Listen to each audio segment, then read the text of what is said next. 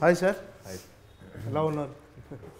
Sir ఏం నర్వస్గా ఉందా? అంటే ఒక 3-4 డేస్లో సినిమా రిలీజ్ కాబోతుంది. లేదు సార్, పాజిటివ్గా ఉన్నాం సార్. అంటే డెలివరీకి సిద్ధంగా ఉంది. అది కొంచెం ఉంటుంది మీకు సార్ ఎలా? యూఎస్ కాపీ ఇది కరెక్ట్ టైం డెలివరీ అవుతుంది లేదా అదే టెన్షన్. ఓకే, వెళ్ళిపోతుంది. సినిమా మీద పిచ్చి కాన్ఫిడెంట్గా ఉన్నాం సార్. సార్ అంటే సుహాస్ గారు అంటే డిఫరెంట్ కాన్సెప్ట్లు సినిమాలు, మామూలుగా మన అంబాజీపేట కానీ, నిన్న ప్రసన్న వదనం కానీ, ఈ సినిమా కానీ, ఇదంతా ఇది ఒక డిఫరెంట్ నావెల్ పాయింట్లో అనిపిస్తుంది. అంటే ఈ సినిమాలను మిమ్మల్ని వెతుక్కుంటూ వస్తున్నాయా, లేకపోతే యాక్సిడెంటల్గా మీకు కుదురుతున్నాయా ఈ సినిమాలు? అసలు ఏమో సార్, అంటే లక్కీగా వస్తున్న చెప్పడం మంచి కథలు చెప్తున్నారు. సో ఆ విషయంలో హ్యాపీ. ఇంకా అలానే రావాలని కోరుకుంటున్నాను. తర్వాత రెండు విషయాలు ఉండదు సార్. ఆయన సెట్ చేసిన బెంచ్ మార్క్కి రాసేవాడు కూడా దీనికి సుహాస్ గారు బాగుంటారు ఆ మైండ్ సెట్తోనే రాస్తున్నారు. ఉండొచ్చు. ఇది సుహాస్ మీరు అలాగే రాసుకున్నారు సార్? సుహాస్ కోసమే రాసుకున్నారు సార్? లేదు, ఆనెస్ట్ కాదు సార్. నేను అసలు హీరో పలానా అనుకోలేదు సార్. కథ మాత్రమే రాసుకున్నాను, ట్రై చేయడం స్టార్ట్ చేశాను సార్. నాకు సుహాస్ గారు ఓకే చేయడంతో అల్టిమేట్గా ముందుకెళ్ళాను. సుహాస్ గారి సజెషన్ ఏంటంటే సుహాస్ గారిని తీసుకోవాలని మీకు అంటే చెప్పింది ఎవరు? ఈ కథకు రాజు గారు రైటర్ పద్మభూషణ్ చూసిన తర్వాత అబ్బాయి సుహాస్ గారు చాలా బాగుంటారు చూడు అన్నారు సార్. నేను చూసిన ఇమ్మీడియట్గా ఇంక డిస్కస్ వెళ్ళిపోయాను సార్. మీకేం సార్ రాజు గారి బ్యానర్లో సినిమా ఒక డిఫరెంట్ పాయింట్ చెప్పగానే మీకేమనిపించింది ఈ సినిమా? నేను ఫుల్ ఎగ్జైట్ అయిపోయాను. నవ్వి చాలా హ్యాపీ అనిపించింది. రాజుగారు బ్యానర్లో చేయటం అండ్ ఒక ఫెంటాస్టిక్ స్క్రిప్ట్. నాకు రైటింగ్ కూడా చాలా బాగా నచ్చింది. అండ్ ఆయన 47 డేస్లో చేశారు సార్ సినిమా. బట్ సినిమా చూసి 47 డేస్లో చేశారా అన్నట్టు ఉంటుంది. సో క్రెడిట్ అంతా డైరెక్టర్గా. సినిమా తర్వాత ఆయన ఫ్యాన్స్ అయిపోతారు. అంటే కథ వినగానే ఇన్స్టెంట్గా అనిపించిన ఫీలింగ్ ఏంటి? అంటే బ్లాక్ బస్టర్. ఈ కథ నేను చెయ్యాలి అనిపించిందా ఏంటి అసలు? ప్రతి పాయింట్ సార్. అంటే నేను చాలా గట్టిగా నవ్వుకున్నాను సార్. ఓకే, నవ్వుతున్నాం కదా, చాలా గట్టిగా నవ్వుతున్నాను నేను. సరే, నరేషన్ అయిపోయింది, షూటింగ్ చేసాం, షూటింగ్లోనూ నవ్వాం. చాలాసార్లు సినిమా చూశాను, అప్పుడు నవ్వాను. అన్నిసార్లు షూటింగ్లో ఉండి స్క్రిప్ట్ విని అంత అయ్యి మన డబ్బింగ్ కూడా నా డైలాగ్ లీడ్ వెన్నెల కిషోర్ అన్నది చిన్న ఎక్స్ప్రెషన్ లీడ్ ఇస్తుంటే అప్పుడు కూడా నవ్వుతున్నాను. ఇంకా అంతకంటే సేఫ్ అనిపిస్తుంది. ఓకే, అంటే ఏ పాయింట్లో మీకు ఈ సినిమా నేను చెయ్యాలని ఖచ్చితంగా అనిపించింది? ఎక్కడ బాగా అదే అంటే కాన్సెప్ట్ మన ట్రైలర్లో చెప్పేసిందే సార్. ఓకే, అదే కాన్సెప్ట్ నన్ను ఎగ్జైట్ చేసింది. అంతకంటే ఎక్కువ ఆయన రైటింగ్ చాలా పాయింట్స్ డిస్కస్ చేస్తున్నాం ఇందులో. ఆ పాయింట్స్ చాలా నచ్చినాయి అన్నమాట. సో అందరూ ఓకే నిజమే కదా, ఇది ఉంది కదా, అది ఉంది కదా అని చాలా బాగా రాశారు, బాగా తీశారు. సినిమా తెరకెక్కించిన తర్వాత, రిలీజ్ తర్వాత సినిమా సక్సెస్ అనేది సెకండ్ పార్ట్. బట్ రాజుగారిని ఒప్పించడం మీ ఫస్ట్ సక్సెస్. 100%. అంటే అందరి నిర్మాతల్లాగా, అందరు ప్రొడ్యూసర్లాగా రాజుగారు ఒక కాంబినేషన్ నమ్మి ఒక అంటే కథలో ఉన్న ఖచ్చితంగా ఆయన బ్యానర్ నుంచి సినిమా వస్తుందంటే ఖచ్చితంగా ఏదో సంథింగ్ స్పెషల్, ఏదో కొత్తదనం ఉంటుందని ఆశిస్తారు. రాజుగారిని ఎలా ఒప్పించగలిగారు అసలు? ఆయన ఏ పాయింట్లో ఆయన ఈ సినిమా మీకు ఓకే చెప్పారు? చాలా ఇంట్రెస్టింగ్ జరిగింది సార్. యాక్చువల్గా కోవిడ్కి ముందు నేను వేరే స్టోరీ లైన్ చెప్పాను. సో రాజుగారు అది చేద్దాం అన్నారు. లాక్డౌన్ టైంలో ఇదే చాలా ఓల్డ్ ఐడియా సార్, ఎప్పుడో 8-9 ఇయర్స్ బ్యాక్ ఐడియా. బట్ రాజుగారు ఇలాంటి కథ ఓకే చేస్తారు లేదా డౌట్ ఉన్నింది. బట్ ధైర్యం చేసి సార్ హర్షిత్ గారు, మన రాజుగారు అనే అబ్బాయి ఉన్నారు కదా, హర్షిత్ గారు నేను మాట్లాడుకున్నాం. 2 నిమిషాలు పైకి వెళ్ళి రాజుగారికి పోస్ట్ చేశారు. ఆయన రావడం చేద్దామే అన్నారు. నేను సార్ ఏం నిజమైనా అప్పటికి ఆ ఓటీటీ ఇంపాక్ట్, కొత్త కథలు, కొత్త జానరస్ యాక్సెప్ట్ చేయడం పబ్లిక్. సో ఆయన ఇమీడియట్గా ఓకే చేశారు సార్. ఆనెస్ట్గా ఈ కథకి ఎక్కువ టైం పట్టలేదు, ఆయన వినంగానే చేస్తాను అన్న. అంటే 8-9 ఇయర్స్ బ్యాక్ ఐడియా అంటున్నారు కదా, మరి ఇప్పటికీ అప్డేట్ ఎలా చేశారు? ఐడియానే 8-9 ఇయర్స్ రాసింది కంటెంపరీ ప్రపంచానికి. ఈ బేస్ ఐడియా ఒకటి ఉంటుంది కదా, ఇలా జరిగితే ఏంటి అని, అంతే ఐడియా సార్. ఓకే, తప్ప స్టోరీ ఏం లేదు సార్. అప్పుడు ఏ డైరెక్షన్లో తీసుకెళ్ళాలి అనుకున్న టైంలో నా ఫ్రెండ్స్ ఎక్స్పీరియన్సెస్, నా ఎక్స్పీరియన్స్ అన్నీ తీసుకొని ఒక కథగా తీసుకొచ్చాను. రాజుగారి ఇన్పుట్స్ ఎంతవరకు ఉంటాయి సార్? డెఫినెట్గా ఆయన ఎక్స్పీరియన్స్ చాలా బిగ్ రోల్ ప్లే చేస్తుంది. ఒక్కోసారి క్యారీ అయిపోతాం, ఇది గ్యారంటీ వర్క్ అయిపోతుంది. ఆయన అలా కాదు, కొన్ని చోట్ల ఇది అంత ఫ్యామిలీస్కి అంత ఈజీగా రాదేమో, లేదా ఈ కామన్ ఆడియన్కి అర్థం కావాలంటే ఇలాంటి రైటింగ్ ఉంటే బెటర్ ఏమో. సో ఆయన ఎక్స్పీరియన్సెస్ ఖచ్చితంగా మాకు బాగా ఉపయోగపడ్డాయి సార్. మీకు ఈ కథ క్యారెక్టరేషన్ చెప్పగానే మీకు రిలేటెడ్గా అంటే ఎక్కడైనా చూసినట్టుంది క్యారెక్టరు, ఈ అందులో సీన్స్ కానీ ఎక్కడన్నా చూసినట్టు అనిపించిందా సార్? అంటే రియలిస్టిక్ ఎక్కడైనా మీకు తగిలాయా అలాంటి ఇంట్లో మన అందరూ ఇంట్లో క్యారెక్టర్స్ కనెక్ట్ అయిపోతారు. మన ఇంట్లో జరిగే కదే. ఫాదర్ క్యారెక్టర్కి నేను బాగా కనెక్ట్ అయ్యాను. సో ఆల్మోస్ట్ అట్లనే మాట్లాడుకుంటాం ఇంట్లో కూడా. అండ్ ఇంకా భయంకరంగా కనెక్ట్ అయింది వైఫ్ క్యారెక్టర్కి. ఓకే. సో నాకు అప్పుడే పెళ్ళయింది. ఇప్పుడు మా వైఫ్ ప్రెగ్నెన్సీ టైంలోనే షూట్ జరిగింది. సో ప్యారల్ దానికి ఇంకా భయంకరంగా కనెక్ట్ అయ్యాను. అంటే పిల్లలు వద్దనుకున్నాడు, అంటే ఒక మధ్యతరగతి వ్యక్తి చాలని జీవితంతో ఫ్యామిలీని లీడ్ చేస్తున్నప్పుడు పిల్లలను కనాలంటే అది ఖర్చుతో కూడుకున్న పని. వాళ్ళని చదివించాలి, వాళ్ళకి కావాల్సిన పాల డబ్బాలు కానీ అవన్నీ తీసి అదో ప్రాజెక్ట్లా ఫీల్ అవుతారు. సో మీకు అలాంటి వ్యక్తి ఎవరైనా తగిలారా అంటే మీ రియల్ లైఫ్లో ఎక్కడైనా బయట? నేనే అనుకున్నాను ఫస్ట్ 3-4 years డబ్బులు చాలే కావు కదా, అప్పుడు సినిమాలు తక్కువ. మీకు రీసెంట్గానే బాబు పుట్టినట్టు. అవును, ఇప్పుడు అందుకు ఇప్పుడు. ఓకే. సో అంటే స్టార్టింగ్ పెళ్ళైనప్పుడు రెంట్లకి ఇట్లకి వెళ్ళిపోయి అప్పుడు మేము కావాలని ఆపుకున్నాము. తెలుసు కదా ఖర్చులు వెళ్ళాలని. బట్ దాని మీద ఒక పాయింట్ వచ్చి దాన్ని అలా చెప్పొచ్చా అన్నది ఏమో నేనైతే ఫుల్ ఎంజాయ్ చేశాను. ఓకే. అంటే ఈ క్యారెక్టరైజేషన్ మీరు రెడీ చేసుకునేటప్పుడు ఎవరి దగ్గర నుంచి ఎక్కువ ఇన్పుట్స్ తీసుకున్నారు సార్? అంటే రిలేటెడ్గా ఉన్న వాళ్ళ దగ్గర నుంచి మీ లైఫ్లో కూడా ఇలానే? ఓకే. నాకేమన్నా నాకు కూతురు పుట్టింది. బట్ ఆ ప్రాసెస్లో చాలా డిబేట్స్, డిస్కషన్స్. ఎందుకంటే సినిమా ఇండస్ట్రీ, నేను ఒక 8 years సాఫ్ట్వేర్ జాబ్ చేసి మానేసి సినిమాకి వచ్చానండి. సో అర్నింగ్స్ ఉండవు కదా, అసిస్టెంట్ డైరెక్టర్గా చేసినా రైటర్గా చేసినా అంత ఎక్కువ సంపాదన లేదు. పక్కన సొసైటీ అంటే ఫ్యామిలీ, పేరెంట్స్ వీళ్ళు పిల్లలు కనాలని చెప్తారు. మన జనరల్ మెంటాలిటీ ఏమగాడైనా సెటిల్ అయిన తర్వాత చేసుకుందాం, సెటిల్ అయిన తర్వాత కందాం అనుకుంటారు కదా. సో ఆ డిస్కషన్స్లోనే చాలా సీన్స్ పుట్టినాయి. అది చాలా మంది తర్వాత మాట్లాడుతుంటే మేము ఇట్లాగా ఆలోచించిన వాళ్ళమే, మేము ఇలా ఆలోచించిన వాళ్ళమే అని చెప్పారు. సో ఇంకా ఎక్కువ కాన్ఫిడెన్స్ వచ్చింది. ఓకే.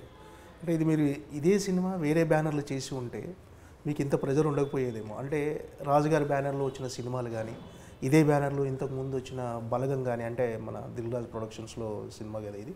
అంటే ఆ ప్రెజర్ కానీ, ఆ బర్డెన్ కానీ ఎంతవరకు ప్రెజర్గా ఫీల్ అయ్యారంటే అది ఎంతవరకు అడ్వాంటేజ్ అనుకుంటున్నారు, డిసడ్వాంటేజ్ అనుకుంటున్నారు? ఏ డిసడ్వాంటేజ్ లేదు సార్. అడ్వాంటేజెస్ ఒక 100 చెప్తాను. ఫస్ట్ ఆఫ్ ఆల్ నాకు అసలు ఏ ప్రెషర్ పడాల్సిన అవసరం లేదు. ఎందుకంటే ముందు నా మొక్కను చూసి ఎవరు సినిమాకి రారు. Okay. Because I'm nobody. First ఎవరిని చూస్తారు? రాజుగారిని చూస్తారు. అక్కడ ఒక 70-80% ప్రాబ్లమ్ సాల్వ్ అయిపోయింది. తర్వాత ఎవరున్నారు? హీరో ఉన్నారు. సుహాస్ గారికి ఆల్రెడీ యంగ్స్టర్స్లో ఫ్యామిలీలో అందరికీ చాలా మంచి పేరు ఉంది. ఇంకా నాకు జస్ట్ చేసుకున్న సీన్ పేపర్ తీసుకెళ్ళి షూట్ చేస్తే చాలు అని ఒక మైండ్ సెట్లో ఉన్నాను సార్. ఒకటి ఏంటంటే ప్రెషర్ అని కాదు, రెస్పాన్సిబిలిటీ ఏంటంటే ఇదే బ్యానర్లో బలగం అనే సినిమా ఫస్ట్, డిఆర్పి అనే బ్యానర్లో బలగం ఫస్ట్ సినిమా. అంత గొప్ప సినిమా చేసిన బ్యానర్లో మళ్ళీ చేస్తుంటే ఆబ్వియస్గా బలగం అంత ఒక క్లాసిక్ నా పర్సనల్ ఒపీనియన్లో. బట్ అంత చేయగలుగుతాం లేదా అనే ఒక చిన్న రెస్పాన్సిబిలిటీగా ఫీల్ అయ్యాను తప్ప ప్రెషర్ ఎప్పుడు లేదు సార్, జీరో. అంటే మీకు యాజ్ ఎ డైరెక్టర్గా, అంటే అసిస్టెంట్ డైరెక్టర్ ఎక్కడ చేశారా సార్ మీ ఎక్స్పీరియన్స్? ఏడీస్గా ఇండిపెండెంట్ ఫిలిమ్స్కి చాలామంది డైరెక్టర్స్ రైటింగ్ సైడ్ ఎక్కువ వర్క్ చేశానండి. ఫుల్ ఫ్లెడ్జ్డ్గా రైటింగ్ సైడు అండ్ సెట్లో కూడా పనిచేసిన సినిమా అంటే సలార్ అనే చెప్పాలి. ప్రశాంత్ నీల్ గారితోనే లాంగ్ ట్రావెల్ అంటే రైటింగ్ అండ్ ఆన్ సెట్స్ కూడా పనిచేశాను. సార్ మీరు అంటే మీ కెరీర్లో వరుసగా సినిమాలు చేసుకుంటూ వస్తున్నారు. అంటే యాజ్ ఎ హీరోగా కెరీర్ స్టార్ట్ చేసిన తర్వాత వెనక్కి చూసుకోవాల్సి ఎక్కడైనా ఒక పాయింట్ ఆఫ్ టైంలో ఆగి మీరు ఆలోచించుకున్న టైం కూడా లేకుండా వెంటనే సినిమాలు వస్తున్నాయి మీకు. ఏంటి అంటే ఈ కెరీర్ ఎనాలిసిస్ ఎలా అనిపించింది? అంటే ఇప్పుడు ప్రసన్న వదన లాంటి సినిమా ఒక మంచి కాన్సెప్ట్, ఒక నావల్టీ పాయింట్, మీకు ఎలాంటి సాటిస్ఫాక్షన్ ఇచ్చింది అలాంటి? అంటే సాటిస్ఫాక్షన్ అంటే డెఫినెట్గా చేసిన సినిమా ఏది, డబ్బు పోయిన సినిమా ఏది లేదండి. అండ్ ఇది కొంచెం బ్యాక్ టు బ్యాక్ రావటం ఒకటి. ఎందుకో ప్రసన్న వదనం చూసిన వాళ్ళందరూ బాగుందన్నారు, బట్ ఎక్కువ రీచ్ అవ్వాలా అది తెలియదు నాకు కూడా. అండ్ తెలియదండి. అంటే ఈ సినిమా ఇది రిలీజ్ అయిన తర్వాత నాకు దీని మీద చాలా హోప్ ఉంది, చాలా పెద్ద హోప్ ఉంది. అండ్ చాలా డెసిషన్స్ తీసుకున్నాను ఈ సినిమా ద్వారా.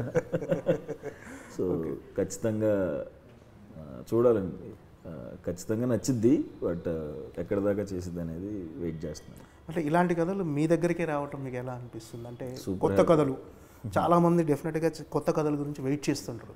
కానీ సుహాస్ గారి గురించి నిజంగా అంటే రైటర్స్ అంతా ఈ కొత్త కథల్ని సుహాస్ ఒప్పుకుంటాడు, చేస్తాడు, ఎలాంటి డౌట్ లేకుండా అనే ఒక మైండ్ సెట్లో మిమ్మల్ని చూసుకొని రాస్తున్నారు. ఇప్పుడు డైరెక్టర్ గారు కూడా అలాగే రాసుకొని వచ్చారు.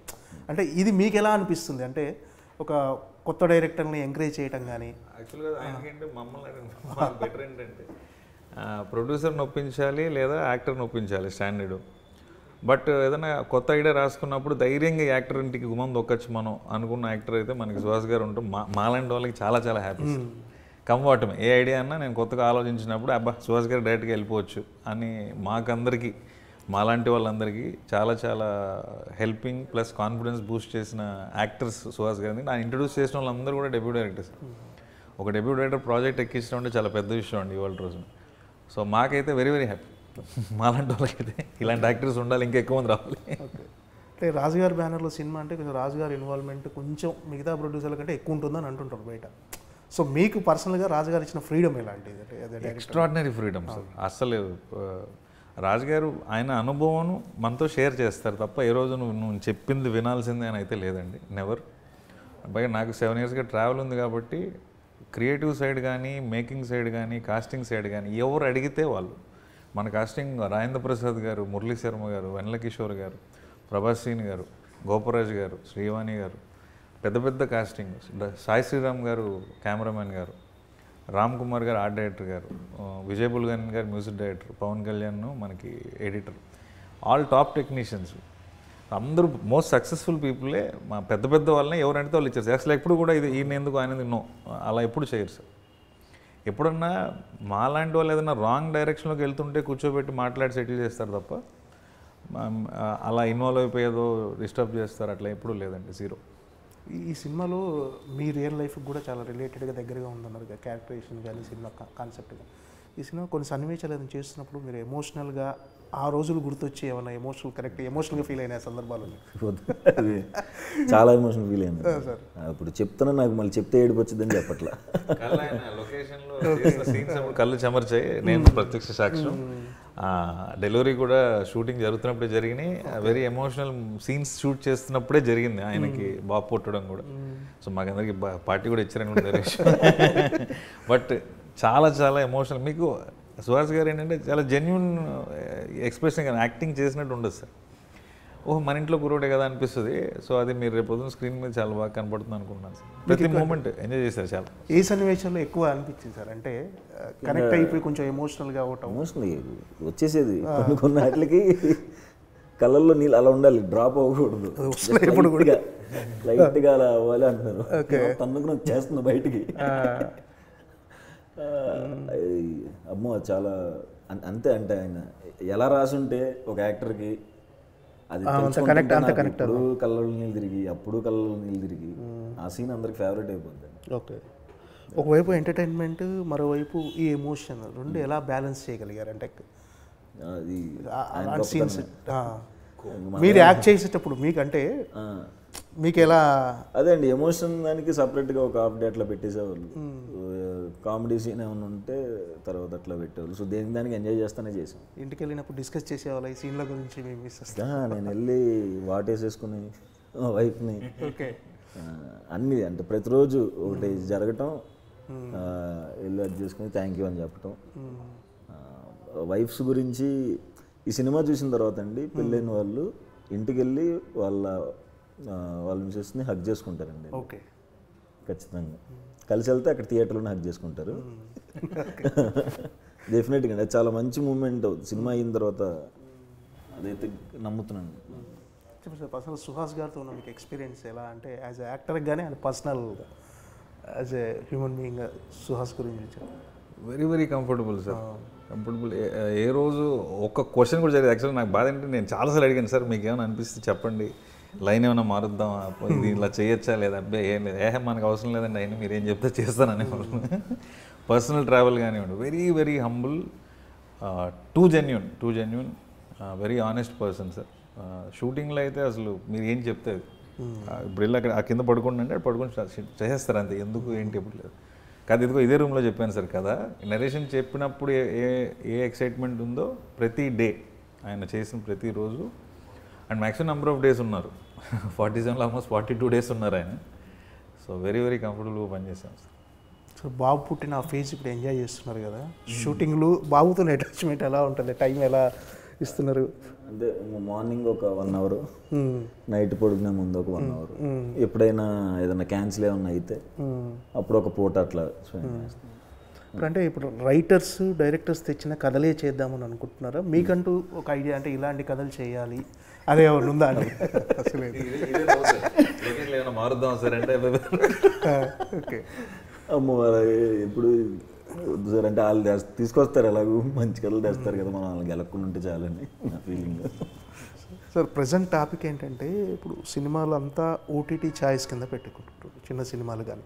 అంటే మన సినిమా థియేటర్కి జనాలు రప్పించాలంటే ఇందులో ఉన్న అంత ఎమోషనల్ కంటెంట్ కానీ అంటే ఏంటి థియేటర్కల్ ఎక్స్పీరియన్స్ ఇచ్చే అంత విషయం ఏముంది అనుకుంటున్నారు ఈ సినిమాలో? మీరు ఆల్ త్రూ ద ఫిల్మ్ ఆడియన్స్కి చెప్పాల్సిన ఆడియన్స్కి ఆల్ త్రూ ద ఫిల్మ్ ఉంది సార్. ప్లస్ ఎవరు చూడొచ్చు సినిమా అంటే యంగ్ యూత్ ఉంటారు కదా, యంగ్స్టర్స్, కాలేజ్ గోయింగ్ పిల్లలు చూడాలి, పెళ్ళి అయిన వాళ్ళు, పెళ్ళి చేసుకుందాం అనుకుంటున్న వాళ్ళు, పిల్లలకి అందాం అనుకున్న వాళ్ళు, పిల్లలకి అన్న వాళ్ళు, మన పేరెంట్స్ జనరేషన్ పిల్లలకి అనమంటారు కదా మనల్ని, వాళ్ళు కూడా యాక్చువల్గా పేరెంట్స్ జనరేషన్ మన జనరేషన్ కలిసి చూస్తే ఇంకా చాలా బాగుంటుంది. అందులో ఈ సినిమాలో ఏ ఒక్క క్యారెక్టర్ అయినా కానీ ఏ మూమెంట్ కానీ మన లైఫ్లో జరగలేదే, ఇది చాలా దూరంగా ఉంది అన్న ఫీలింగ్ ఎవరితోనూ లేదు sir. Very very happy, healthy comedy, very healthy emotions, ఒక నిజాయితీ ఉన్న కథగా నేను ధైర్యంగా చెప్పగలుగుతాను. బీయింగ్ ఎ డెబ్యూ నేను నిజాయితీ ఉన్న కథ అని నేను ధైర్యంగా చెప్పగలుగుతాను సార్. సో ఇది అంటే మీరు ఇది ఎంటర్టైన్మెంట్ కదా అని చెప్పొచ్చురా, ఎమోషనల్ అంటే ఎలా అంటే ఆడియన్స్కి ఉంటుంది. అంటే థియేటర్లో నుంచి నవ్వే బయటకు వెళ్తారండి, దాంట్లో డౌట్ లేదు. బట్ ఏ కథలైనా ఒక కొంచెం ఎమోషన్ ఉంటుంది కదా, అది కొంచెం చాలా నాకు పర్సనల్గా చాలా గట్టిగా తగిలింది ఆ ఎమోషన్. ఫాదర్తో కానీ, వైఫ్తో కానీ, ఫ్యామిలీతో కానీ, ఫ్రెండ్తో కానీ ఆ సీన్ చాలా చాలా బాగుంటాయి సార్. ఇలా చూస్తారు చక్కగా, మంచి ప్లెజెంట్ ఫేస్ పెట్టి ఓకే హాయిగా అట్లా చూస్తారండి సినిమా. అయిపోయిందా అయ్యా, అప్పుడే అయిపోయిందా సినిమా అని అనుకుంటారు, చాలా ఎంజాయ్ చేస్తారు సినిమాని. మీరు ఇప్పుడు మీ పొజిషన్కి మీ టాలెంట్ కంటే అదృష్టం, అంటే టాలెంట్ ఎక్కువ మీకు ఈ పొజిషన్ తీసుకొచ్చింది అని అంటారా, అదృష్టం అంటారా? రెండు అనుకుంటున్నాను సార్. లక్ కూడా ఉండాలి అంటారు కదా. సో ఏది తెలియదు, నేను అయ్యేమో ఓకే చేసుకుంటే సినిమా ఆడాలి, బాగా చేయాలి, అది తప్ప ఇంక బ్రెయిన్లో ఏముండదండి. టాలెంట్ వల్ల వచ్చాను, ఇటు అదృష్టం, రెండు ఉన్నాయి అనుకుంటున్నాను. ఓకే. అంటే ఈ కైండ్ ఆఫ్ సినిమాలే వస్తున్నాయి, ఒక 2-3 కమర్షియల్ సినిమాలు చేయొచ్చు అందరిలాగా అనే ఆలోచన వచ్చిందా ఈ మధ్యలో ఎప్పుడన్నా? అంటే ఈ అందరూ డిఫరెంట్ కైండ్ స్టోరీస్ తీసుకొస్తున్నారు వాళ్ళ దగ్గర, ఒక రకంగా చెప్పాలి ఎక్స్పెరిమెంట్ అనుకోవాలి. అంటే ఇవి టక్కున పేలితే లేకపోతే జనాలు ఏమాత్రం బ్యాలెన్సింగ్ తప్పినా కూడా సినిమా రిజల్ట్ వేరేలా ఉంటుంది. కానీ మీరు చేసే సినిమాలన్నీ అలాగే ఉంటుంది.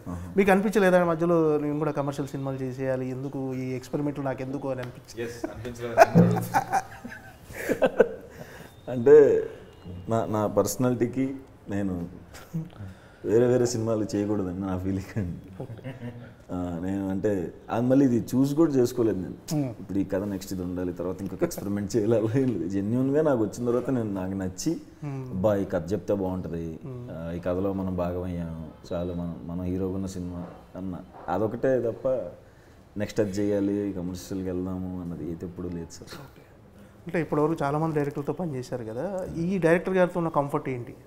ఒక ప్లస్ పాయింట్ చెప్పండి మిగతా వాళ్ళతో కానీ ఈయన దగ్గరలోనే. నాకు ఉపయోగపడుతుంది. చాలా కంఫర్టబుల్, అంటే ఏ సిచ్యువేషన్ ఉన్నా, అంటే ఏదైనా సిచ్యువేషన్ తీసుకెళ్ళినా ఆయన చాలా లైట్ చేసేస్తారు, సొల్యూషన్ చెప్తారు దేనికైనా.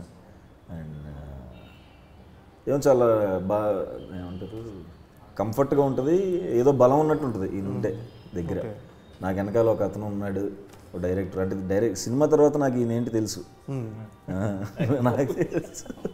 ఓకే. సో తర్వాత కూడా ఉంటారని అనుకుంటున్నాను. ఓకే.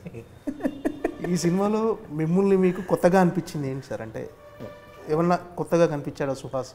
నేను షార్ట్ ఫిల్మ్స్ టైంలో అండ్ ఎక్కువ కామెడీ ఎక్కువ చేసి ఉన్న టైంను అది రైటర్ పద్మభూషణ్లో చేసాం కొంచెం, ఇంకొంత అసలు అవుట్ అండ్ అవుట్ కొంచెం అది చూపించారు ఇందులో. మంచి ఇంతకుముందు నేను ఇలా చేసేవాళ్ళం కదా అని. సో అవన్నీ చేయించారండి, చేయించారు. ఈ కెరీర్లో ఎలాంటి సినిమాగా మిగిలిపోద్ది అనుకుంటున్నారు సార్? నా లీగ్ మారిద్దని నమ్ముతున్నాను సార్ డెఫినెట్గా. లీగ్ మారితే ఆటోమేటిక్గా రెమ్యునేషన్ కూడా పెరిగిపోతుంది. అంటే బయట ఉన్న న్యూస్ ఏంటంటే సుహాస్ గారు ఎంత తీసుకుంటారో అంత తీసుకుంటారో అంటుంటారు మామూలుగా. లేదు సార్, అంటే ఏ ప్రొడ్యూసర్ అయినా మార్కెట్ని బట్టి అంతే ఇస్తారు, బడ్జెట్ని బట్టి ఇస్తారు. అంతే ఇస్తారు కదా సార్. డబ్బులు రావాలని కూడా డబ్బులు సంపాదించుకోవాలి, కావాలి అవి కూడా కావాలి కానీ, బట్ అంటే బయట చెప్పే అంత అదేది ఏం లేదు sir. Okay right sir. Janaka అయితే కనుక ఇద్దరికి బ్లాక్ బస్టర్ అవ్వాలని మనస్ఫూర్తిగా కోరుకుంటాడు సార్. ఈ సినిమాతో సుహాస్ గారు ఇంకో 4 మెట్లు ఎక్కాలని. Thank you sir. Thank you sir. As a debutante డైరెక్టర్గా మీకు కూడా ఒక మంచి సక్సెస్ ఇవ్వాలని కోరుకుంటున్నాను. Thank you sir. Thank you so much. Thank you.